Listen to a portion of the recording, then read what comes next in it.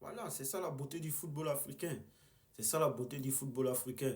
Petit débrief après le match du Cap-Vert, avec ce magnifique match que le Cap-Vert vient de nous offrir.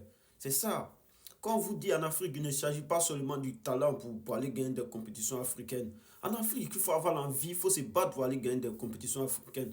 Quand on a vu les tirages lors de cette poule-là, avec l'Égypte, le Ghana, les Cap-Vert, avec la Mozambique, tout le monde se disait que les favoris de ces groupes-là, c'était l'Égypte ou le Ghana. Non.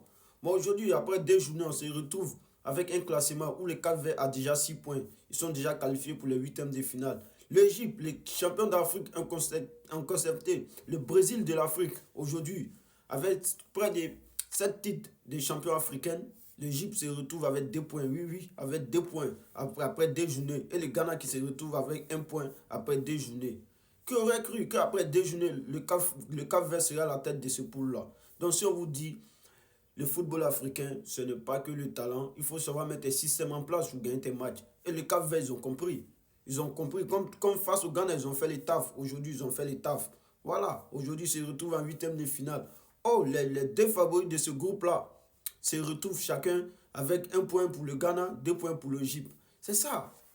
Au début de cette compétition, qui pouvait croire ça? Si tu as l'envie, tu peux. Le football africain est très différent du football européen. Est très différent. Donc, en Afrique, il ne s'agit pas que du talent. Il faut avoir des joueurs, il faut avoir un sélectionneur, un entraîneur qui connaît l'Afrique, qui connaît le schéma africain.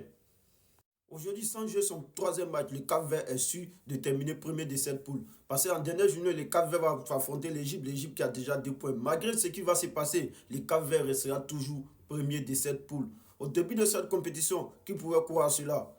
Qui pouvait croire cela? C'est ça le football africain. Le football africain, il faut mettre un système en place pour gagner tes matchs. Voilà, il ne s'agit pas des talents, de tel joueur joue dans tel club, tel joueur joue dans tel club. Non, tu mets en place ton système pour gagner ton match. Aujourd'hui, les Cap-Verts, ils sont là, ils l'ont prouvé. Face au Ghana, ils l'ont prouvé. Cet après-midi encore, ils l'ont prouvé. C'est ça le football. C'est ça le football africain.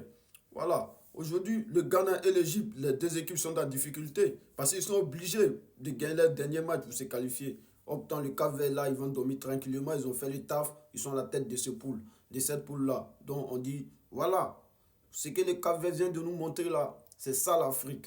Si tu veux gagner la compétition africaine, c'est comme cela il faut gagner. C'est la bagarre, c'est le combat. Ne vous attardez pas sur des talents ou sur les individualités. C'est le bagarre, c'est le combat. Tu fais ton taf, après tes 2 matchs, tu es tranquille. Félicitations à cette équipe du Cap-Vert. Et ça va servir de leçon à toutes les autres grandes nations là qui vont entamer cette deuxième journée là. Parce qu'il y aura beaucoup de surprises dans cette deuxième journée là.